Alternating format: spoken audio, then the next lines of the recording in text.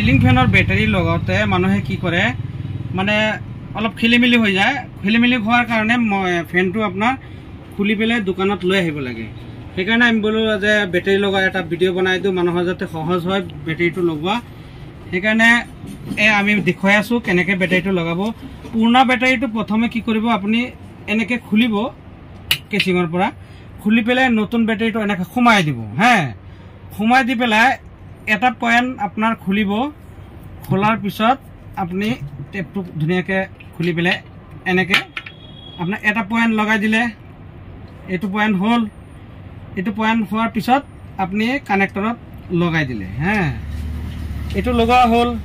Next point ৰৈ গ'ল আপোনাৰ। এইটো পইণ্ট কি কৰিব, এইটো নতুনটোৰ পৰা এনেকৈ লগাব।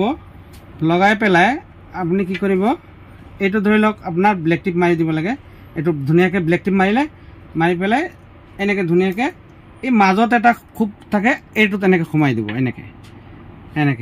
সেইকাৰণে ধুনীয়াকৈ এটা পইণ্ট খুলিব আৰু এটা পইণ্ট লগাব নতুনৰ পৰা, আৰু এটা পইণ্ট খুলিলে আৰু এটা পইণ্ট লগাই পেলাই ইয়াত কানেক্টৰত লগাই দিলে ধুনীয়াকৈ। বাছ এইখিনি কাম। এইখিনি কামৰ কাৰণে কি কৰে মানুহে, ফেনটো খোলাৰ পিছত কিমান কষ্ট হয়, এই ওপৰত বস্তু লৈ গৈ পেলাই উঠি পেলাই খুলিব লাগে, নমাব লাগে, কেতিয়াবা পাখাটো বেকি যায়। সেইবোৰৰ কাৰণে মই ভিডিঅ'টো বনাই আছোঁ যাতে মানুহৰ সহজ হয় বেটাৰীটো লগোৱাৰ কাৰণে।